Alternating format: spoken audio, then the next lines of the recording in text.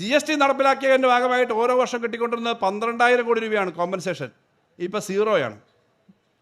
ഇപ്പോൾ കമ്മിറ്റി അവിടെ കൂടിയപ്പോൾ മിക്കവാറും എല്ലാ സ്റ്റേറ്റുകളും പറഞ്ഞു അവരുടെ സാമ്പത്തിക സ്ഥിതി വലിയ മോശമാണ്. BJP ഭരിക്കുന്ന സ്റ്റേറ്റുകളാണ് കൂടുതൽ, അവർക്ക് മുന്നോട്ട് പോകാൻ പറ്റുന്നില്ല. കോൺഗ്രസ് സ്റ്റേറ്റുകൾ ശക്തമായി പറഞ്ഞു. ഏറ്റവും ഒടുവിൽ കഴിഞ്ഞ പരിഷ്കരണം വന്നപ്പോൾ അതിനു മുമ്പ് വരെ ഉണ്ടായിരുന്ന പുകയിലയുടെ, സിഗരറ്റിൻ്റെയും പുകയിലയുടെയും കൂടി ടാക്സ്, അതിന് വലിയ ടാക്സ് ഏർപ്പെടുത്താവുന്ന അവകാശം കൂടി സെൻട്രൽ ഗവൺമെൻറ്റും എടുത്തു. നേരത്തെ അത് പാർലമെൻറ്റിൽ നിയമം വന്നപ്പോൾ MP മാരെല്ലാം ശക്തമായി ഉന്നയിച്ചതാണ് ആ കാര്യം.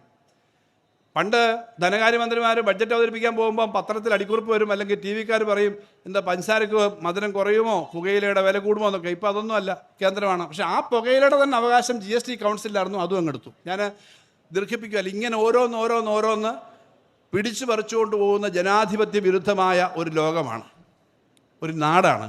ലോകത്ത് നടക്കുന്നുണ്ട്.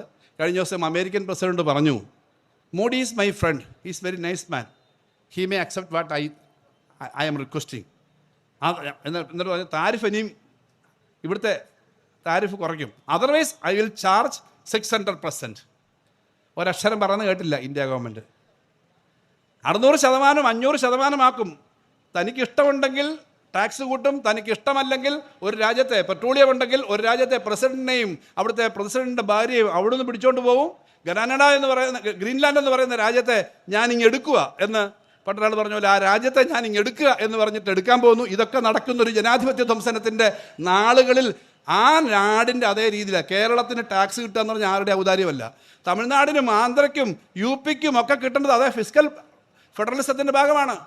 എല്ലാ നിയമവും കയ്യിലാക്കി ഇവിടെ ഒന്നും നടത്തണ്ട എന്ന് തീരുമാനിക്കുന്ന തരത്തിലേക്ക് കൊണ്ടുപോയാൽ രാജ്യം ആകെ പരസ്പരമുള്ള ബന്ധം ശിഥിലമാവും. നമുക്ക് കിട്ടണ്ട പണം കിട്ടുന്നില്ല എന്ന് പറഞ്ഞാൽ എങ്ങനെ അംഗീകരിക്കാൻ പറ്റും? അതുകൊണ്ട് ഇത് രാജ്യത്തെ സംരക്ഷിക്കാനുള്ള സമരമാണ്. കേരളത്തിലെ ഗവൺമെൻറ്റിൻ്റെ ഒരു പ്രശ്നമല്ലിത്. കേരളത്തിലെ ഇടതുപക്ഷത്തിൻ്റെ മാത്രം പ്രശ്നമല്ല. കേരളത്തിലെ ഓരോ കിട്ടിക്കും കിട്ടേണ്ട പണം, ഇത്രയേറെ കാര്യങ്ങളുണ്ടായിട്ട് ഇവിടെ നേരത്തെ പറഞ്ഞു, ഇത്രയേറെ വികസനങ്ങൾ നമുക്ക് നടത്താൻ പറ്റി ഈ പരിമിതിക്കകത്തുനിന്ന് പോലും. എന്നിട്ടും വീണ്ടും തരാതിരുന്നു കഴിഞ്ഞാൽ കേരളത്തിൽ ഇനി ജനിക്കാനിരിക്കുന്ന കുഞ്ഞിനെ അടക്കം ബാധിക്കുന്ന പ്രശ്നമാണത്. LDF-ൻ്റെയും UDF-ൻ്റെയും പ്രശ്നമല്ല, ഈ നാട്ടിലെ മുഴുവൻ ആളുകളുടെയും പ്രശ്നമാണ്.